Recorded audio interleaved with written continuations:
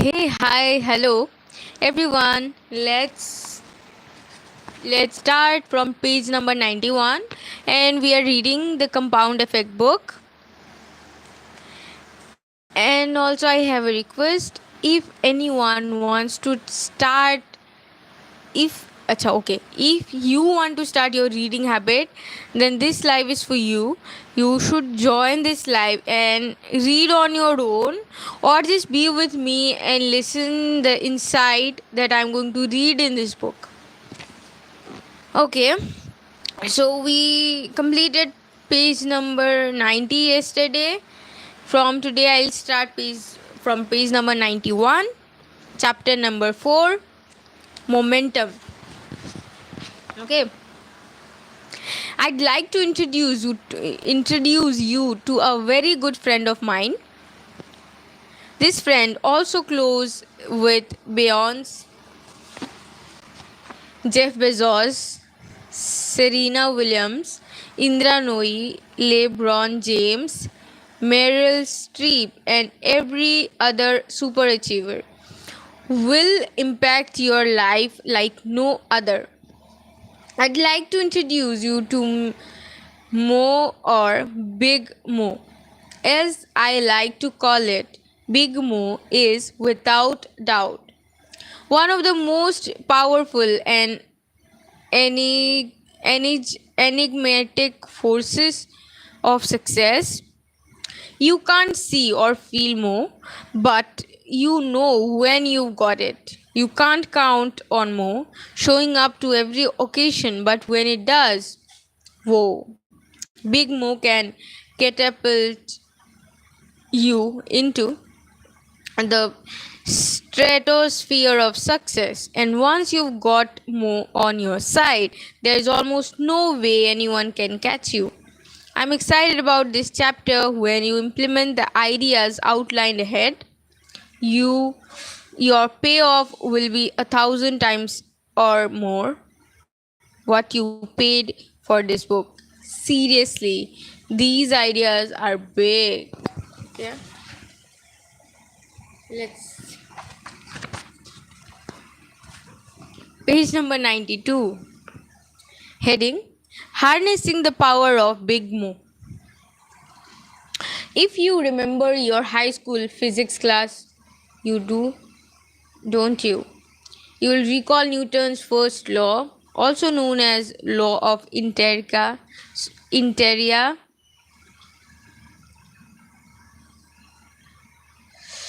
Objects at rest tend to stay at rest unless acted on by an outside force. Objects in motion tend to stay in motion unless something stops their momentum. Put another way, couch potatoes tend to stay couch potatoes. Achievers, people who get into a successful rhythm, continue bustling their butts and end up achieving more and more. It's not easy to build momentum, but once you do, look out.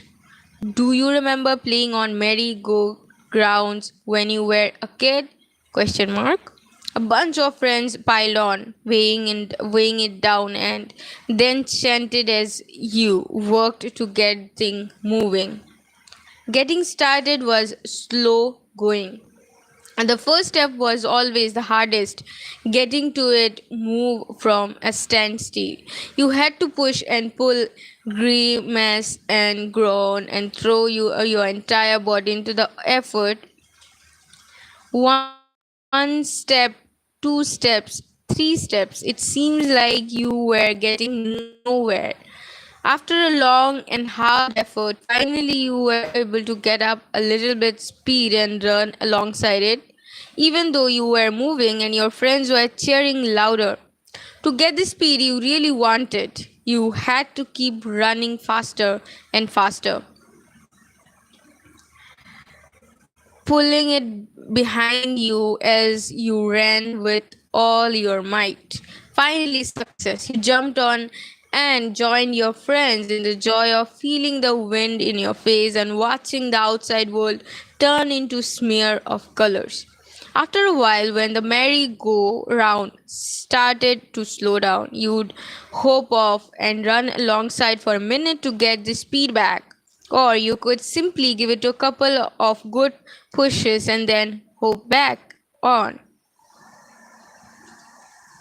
Once the merry-go-round was spinning at a good clip, momentum took over, making it easy to keep it going. You're very good. Thank you. Page number 93. Adopting any changes in this is the same way. You get started by taking one small step, one action at time. Progress is slow, but once a newly formed habit has kicked in, Big Mo joins the party. The success and results compound rapidly.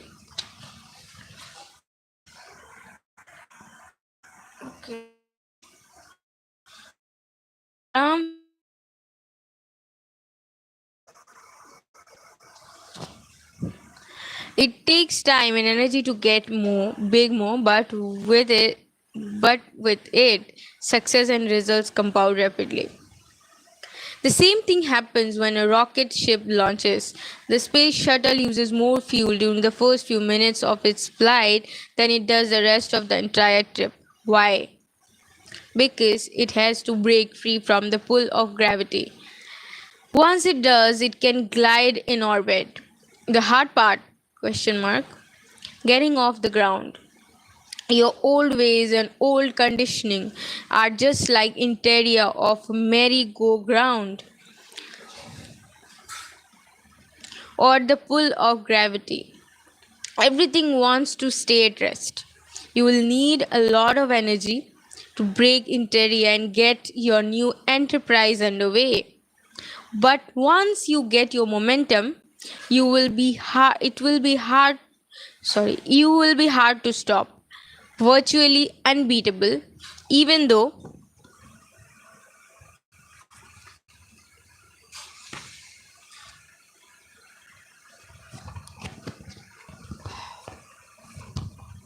page number 94, even though you are now putting out considerably less effort while receiving greater results. Ever wondered why successful people tend to get more successful, the rich get rich, and the happy get happier, the lucky get luckier? They've got more. When it rains, it pours. But momentum works on both sides of the equation. It can work for you or against you. Since the compound effect is always working, negative habits, when left unchecked, can build up steam and send you into a tailspin of unlucky circumstances and consequences. That's what our friend Brad from chapter 1 experienced. He gained 33 pounds with a few small bad habits and experienced major job and marriage stress because of the negative momentum those habits generated. The law of interior says objects at rest tend to stay at rest. That's the compound effect working against you. The more time you spend sitting on that couch watching Netflix, the harder it will be for you to get up and get moving. So let's start right now. How do you get Big Mo to pay you a visit? You build up to it. You get into the groove or the zone by doing the things we've covered so far. What's the black in your head? Oh, it's called bindi.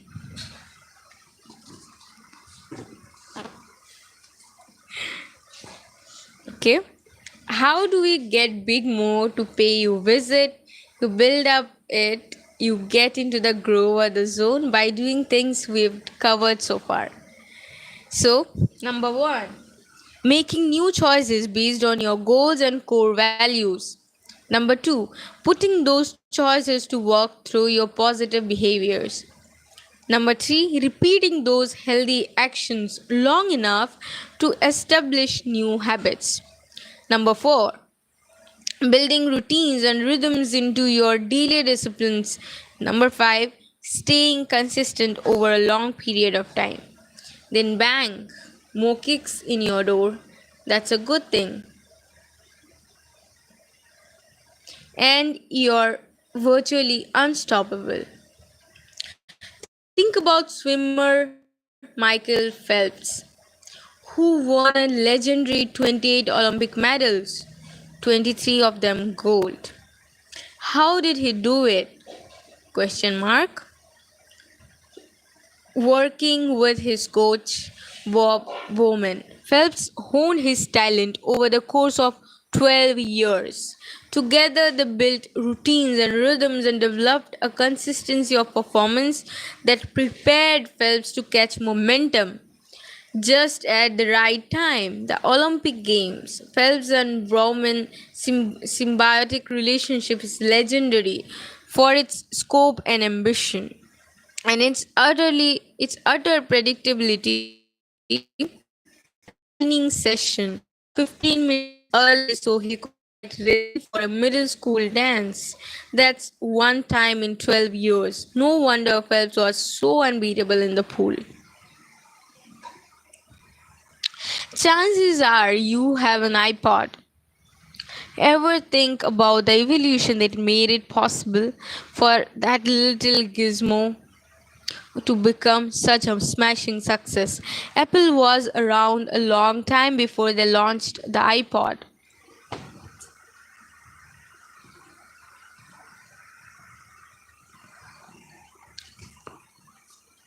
While Mac computers had an intensely loyal following at the time, they still comprised a small fraction of the overall PC market. The iPod certainly wasn't the first MP3 player out there.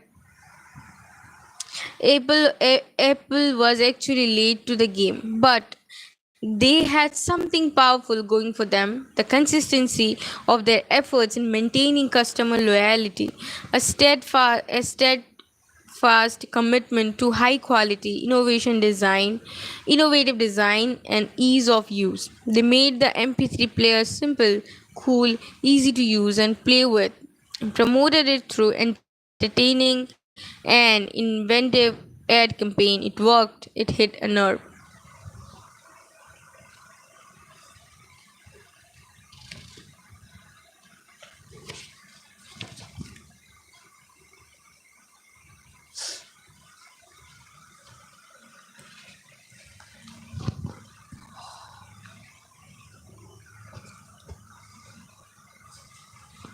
Page number 96.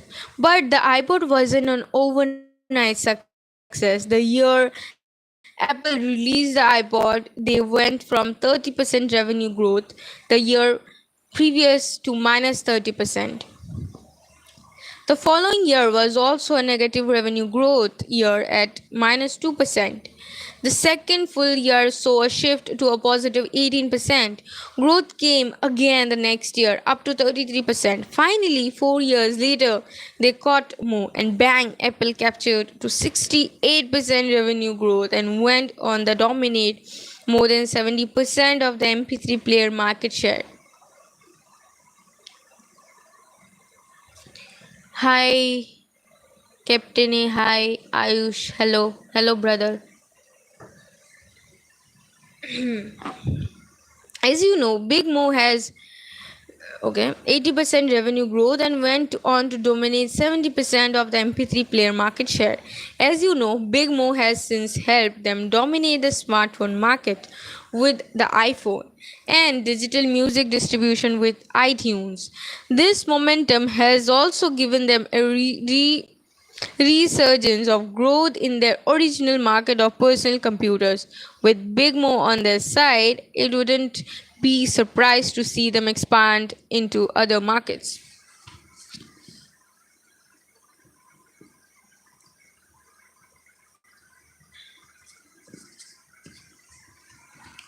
Google was a small, struggling search engine for a while. Today, it too owns more than 90% of its share. YouTube, the video sharing space created in February 2005, officially launched in November of that year, but it wasn't until they featured the Lazy Sunday digital short that originally aired on Saturday Night Live that people started going to YouTube in huge numbers to find it. That YouTube video clip went viral. It got more than 5 million views before NBC asked to have it taken down. Then there was no way to catch them. They had more. Today, YouTube is the second most popular social media platform, and it tracked over a third 37% of mobile internet traffic. Google caught up with YouTube's two young founders and paid them 1.65 billion to buy their Whoa. What do Michael Phelps, Apple, Google, and YouTube have in common? Question mark. They were doing the same things before and after they achieved momentum. Their habits, disciplines, routines, and consistency were the keys that unlocked momentum for each, and they became unstoppable when Big Mo showed up to their party.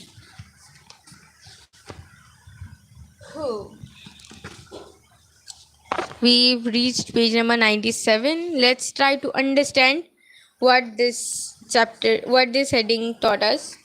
So it's basically saying that the building of momentum, first you have to try very hard. Like in very simple terms, first you have to try very hard. Whatever you're doing right now, it can be any habit or anything you want to achieve. It can be book reading, it can be studying for your exam or any competitive exam, it can be exercising, it can be starting a new business, working on a book, anything you want to start. First, the beginning, the initial stages will be very difficult. It can be very to person and the field you are doing. For it can be for maybe 1 year, maybe in 6 months you will start doing better, and maybe it can take 2 years, but you have to do it consistently. And at first it will be very difficult. It will be very difficult because uh, you have to make it a habit, because your earlier habits will pull you towards them. Your earlier habits, your bad habits that you build in so many years, that will pull you towards them, that will pull you backwards. So you have to give force to get out of that situation first. So the first step is always the harder step. That's what the author is trying to say, that first you have to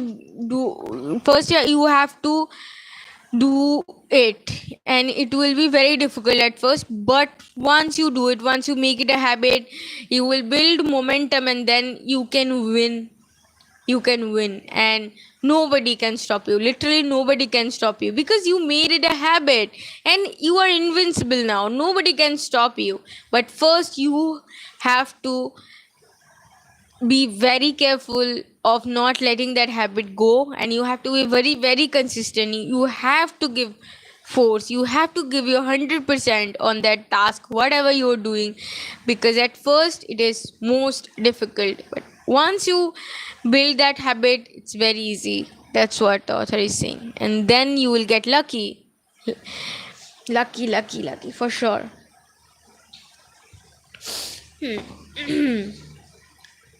Page number 97, routine power. Some of our best intentions fail because we don't have a system of execution. When it comes down to it, your new attitudes and behaviors must be incorporated into your monthly, weekly, and daily routines to affect any real positive change. A routine is something you do every day without fail, so that eventually, like brushing your teeth or putting on your seatbelt, you do it without conscious thought. Similar to your discussion in the habit section, if you look at anything you do that's successful, you will see that you've probably developed a routine for it. These routines ease life stresses by making our action automatic and effective.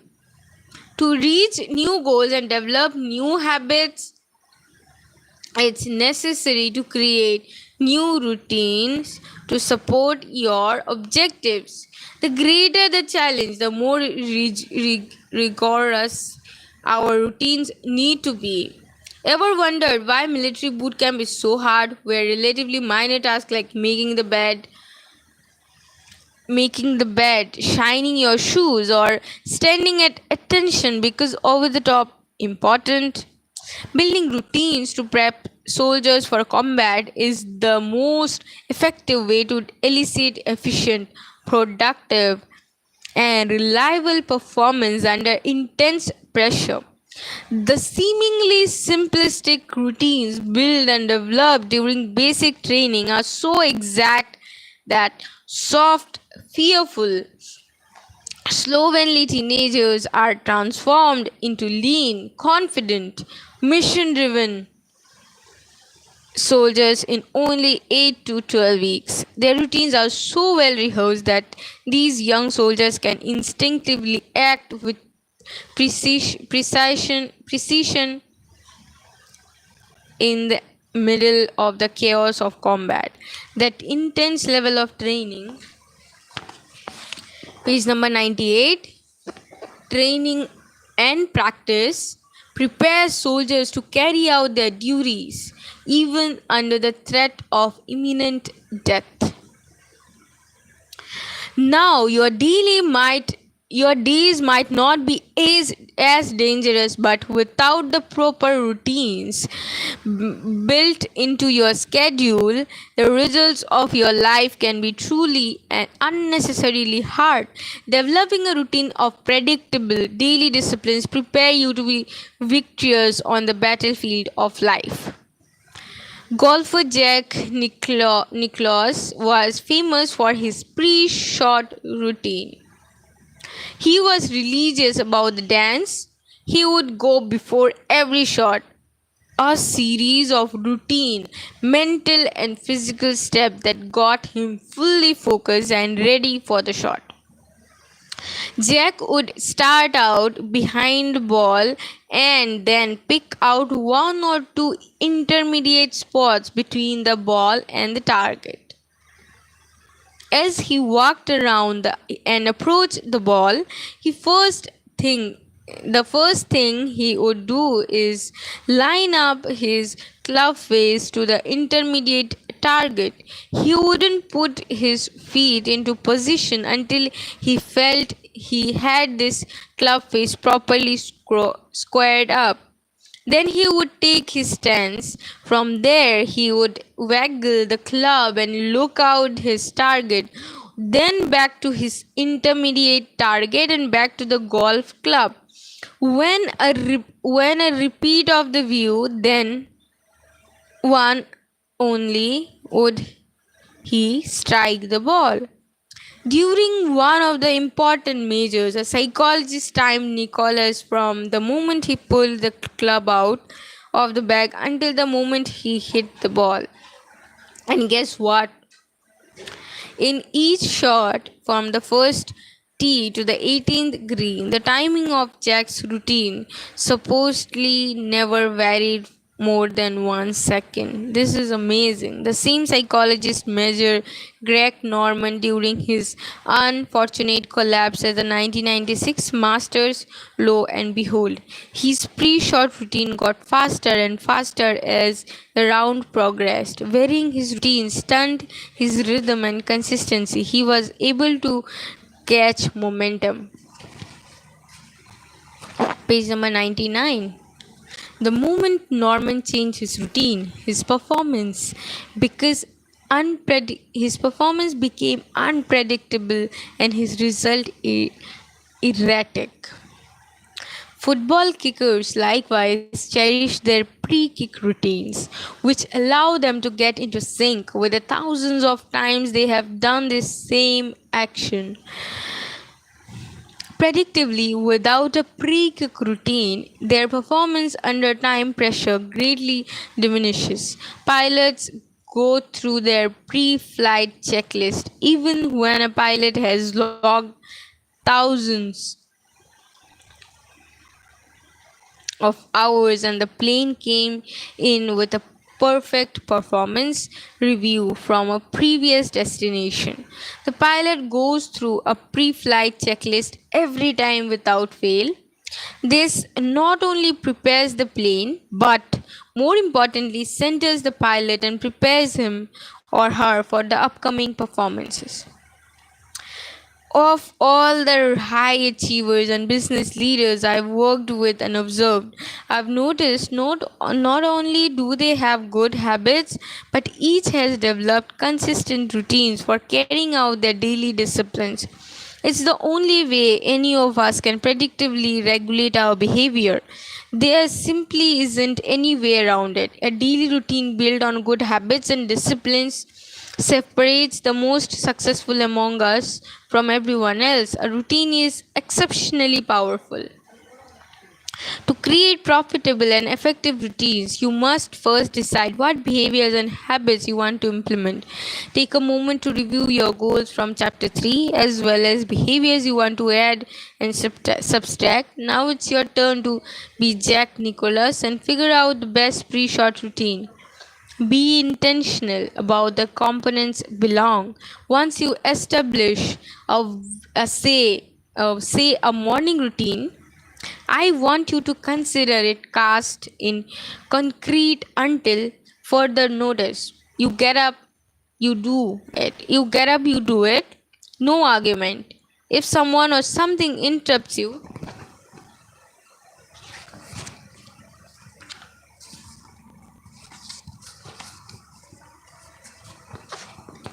page number 100. Start back at the beginning to anchor your foundation for the performance that follows. Okay. Oh, so this part,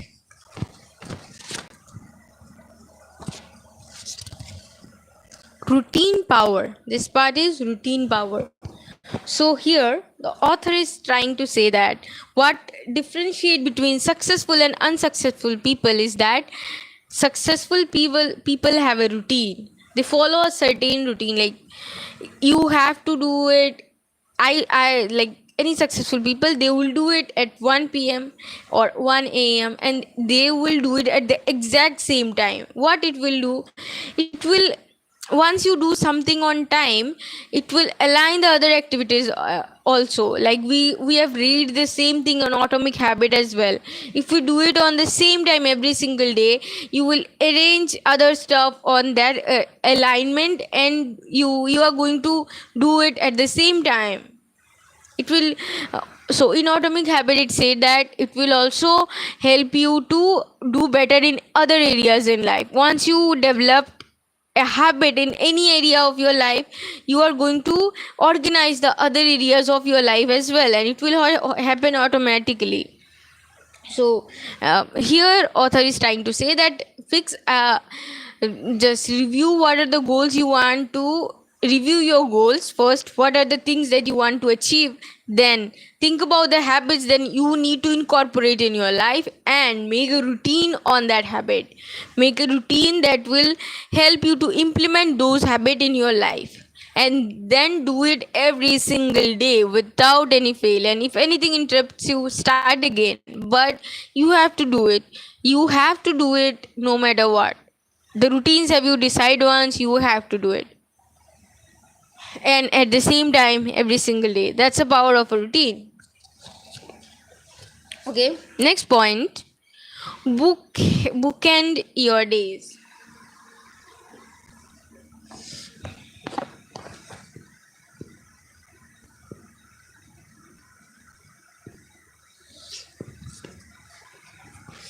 Bookend your days. The key to becoming world class in your endeavors is to build your performance around world class routines.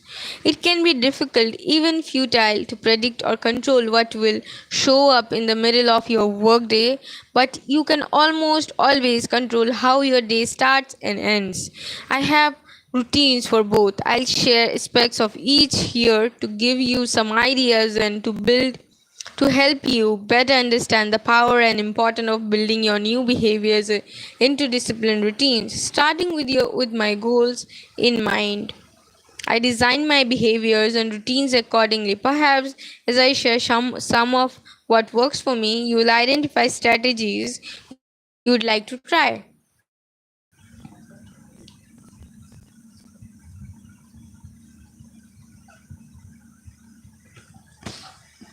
Okay. Rise and shine. Next heading, rise and shine.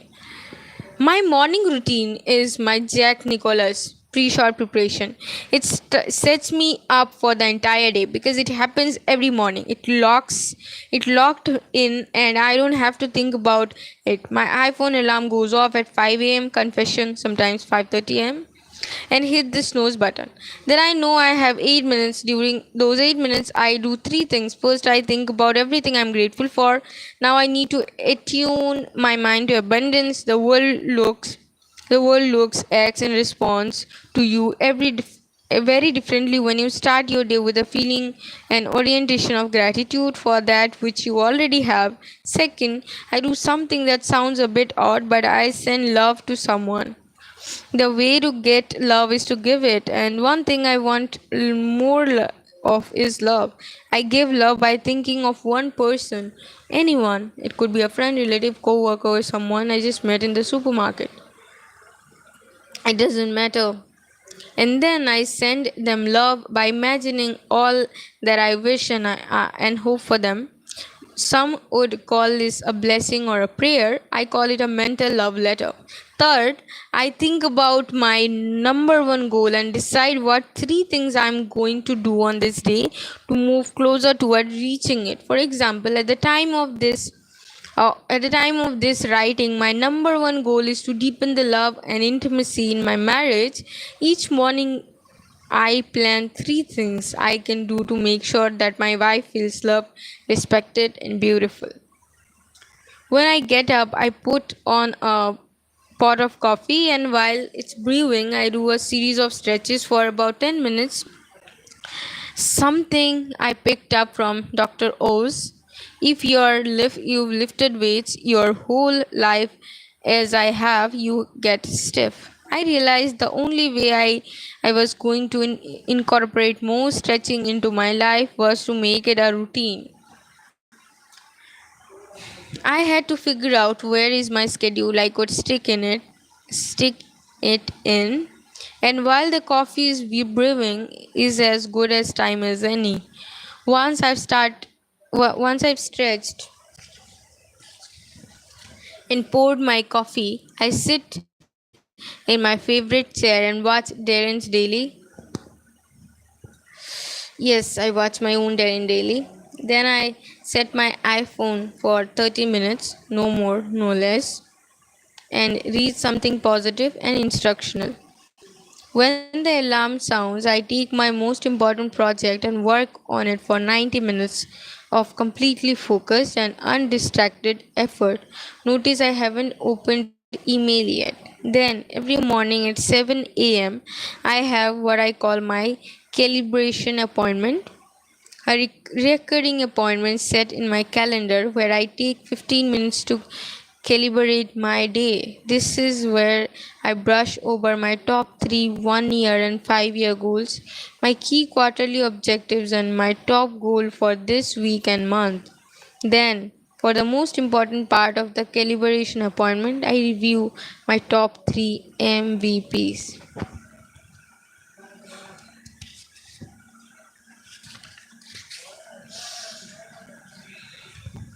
Page number 102. Most valuable priorities for the day. Asking myself, if I only did three things today, what are the actions that will produce the greatest result in moving me closer to my goals?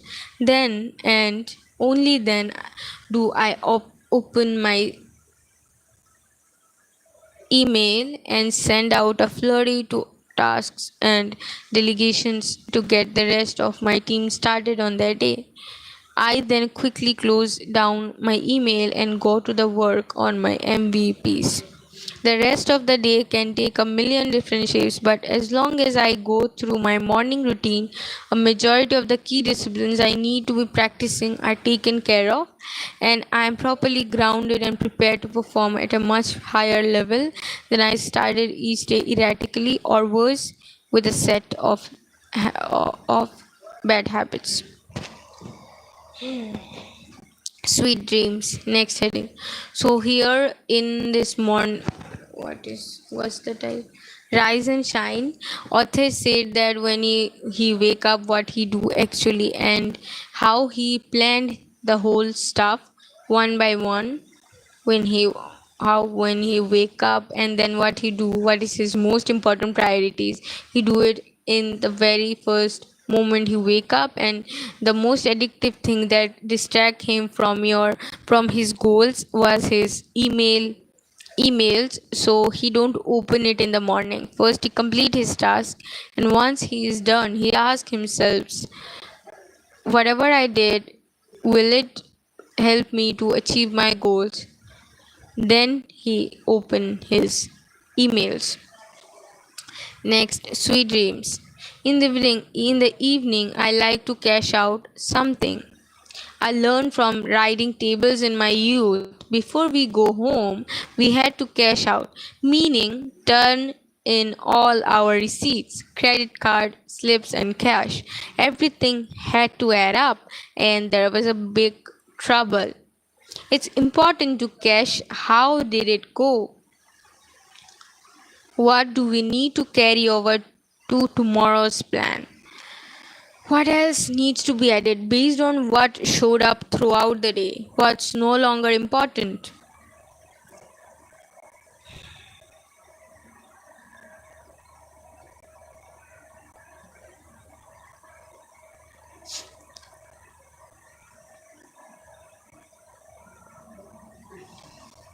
And needs to be scratched out. Additionally, I like to log any new ideas, ahas, or insights I picked up throughout the day in my journal.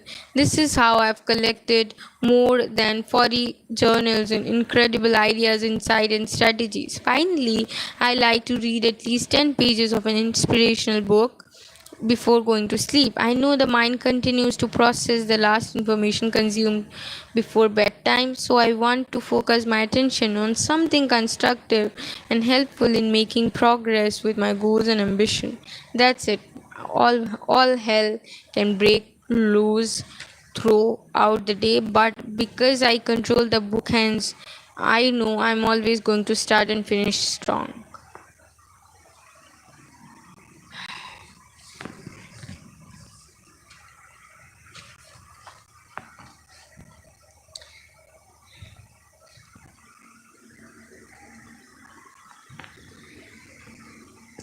English आते नहीं और बोलने आ रहे हैं। हाँ भैया, आता नहीं है इसीलिए तो बोलने की कोशिश कर रहे हैं।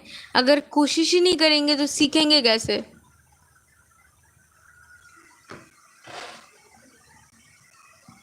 Shake it up. One page number 103. Shake it up. Every so often I like to interrupt my routines, otherwise life gets stale and plateau. An easy example is working out with weights.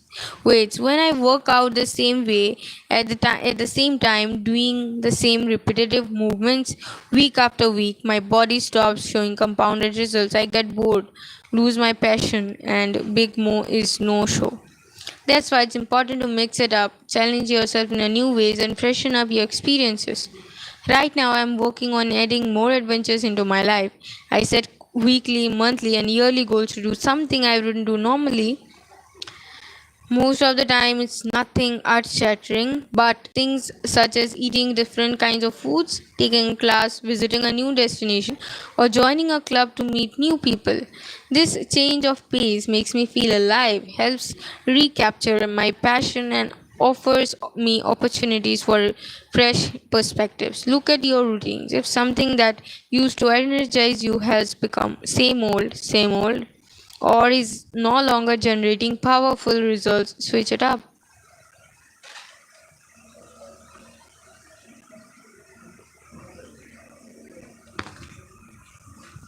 I'm reading The Compound Effect. So shake it up means author is trying to say that you just change your routine. Don't be too monotonous. You have to change it sometimes. Like do add something new, maybe going to a different place where you normally don't do, like doing something that you normally don't do. It will help you to re-energize and restart everything and with more refreshment. Getting into a rhythm, finding your new groove. Once your daily disciplines have become a routine, you want the succession of those steps to create a rhythm. When your disciplines and actions into a regular weekly, monthly, quarterly, and yearly rhythm, it's like laying a welcome mat at the front door of Big Mo. It's like the wheels of a steam locomotive as it stands still. It takes very little to keep it from moving forward. A 1 inch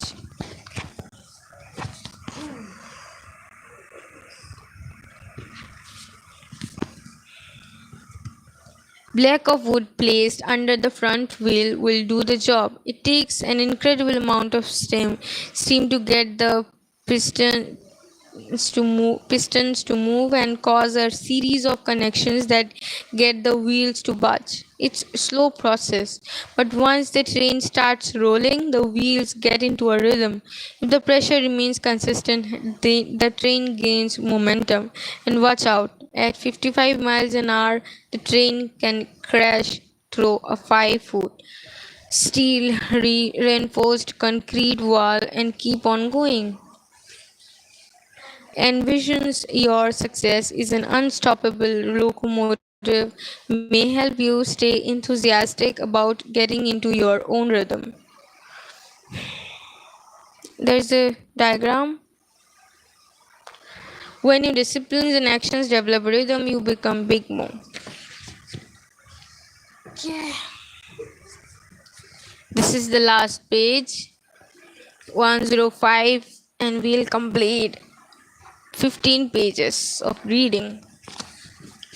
Along with my daily rhythms, I also plan ahead.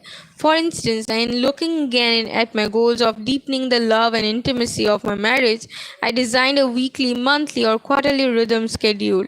Doesn't sound too romantic, I know, but maybe you've noticed that even when something's a high priority for you, if it isn't scheduled on your calendar, it often doesn't happen, right? Certainly not with the regularity you will need to get into any kind of rhythm. Here's how it works. Every Friday night is date night. Georgia and I go out or do something special together. At 6 p.m., an alarm goes off on both our iPhones, and no matter what we are doing, date night is on. Every Saturday is FD, Family Day, which means no working. Essentially shut down on Friday night until sun up on Sunday morning is time we devote to the marriage and family. If you don't create those boundaries, one day has a tendency to flow into the next. Unfortunately, the people who get shoved aside are often the most important. Every Sunday night, also 6 p.m., we have our RR relationship review. This is a practice I picked up from relationship experts Linda and Richard Eyre. During this time, we discuss the previous week's wins, losses, as well as the adjustments we need to make in our relationship. We start the conversation by telling each other a few things we have appreciated about the other during the previous week. It's helpful to start with the good stuff, then using an idea I picked up from my friend Jack Canfield. We ask each other on a scale of 1 to 10, being the best, how would you rate our relationship this week? This gets the discussion of wins and losses flowing. Oh boy. Then we discuss the adjustments that need to be made through the follow up question. Would it take to make your experience a 10? What it what would it take to make your experience a 10 question mark? By the end of the discussion, both of us feel heard and validated, and we have made our observation and wish is clear moving into the next week. This is an incredible process. I highly recommend it if you dare. Page number 106. We've already reached, means 15 pages are over.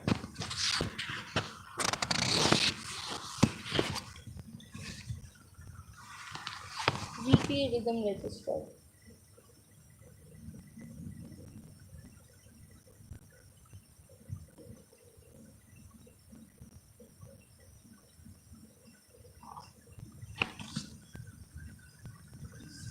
See, there is a list where, sorry, there is a table where author just, this is his habits in the row, this is habits, and monday to saturday Monday to Sunday, and how many goals he have accomplished, things like this. It's kind of good. Okay, we'll read that next day. We've already completed 15 pages, guys. Come on. Let's talk about this. This is lesson of the day. So what I remember from this, that first we have to push very hard to do something to build momentum, and then we have to do it through discipline. No matter what our habits are, we have to be very disciplined. And once you discipline, try to do something that is something to refresh that habit of yours. And next what, next, set a weekly session or a weekly review system that helps you to review your week. That's what Jim Rohn also says, that are you winning or losing?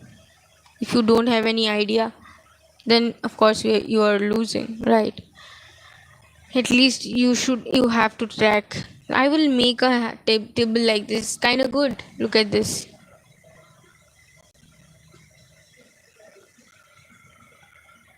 It's good. Okay, so we've done 15 pages. See, see you tomorrow again. Bye bye, guys. Good night.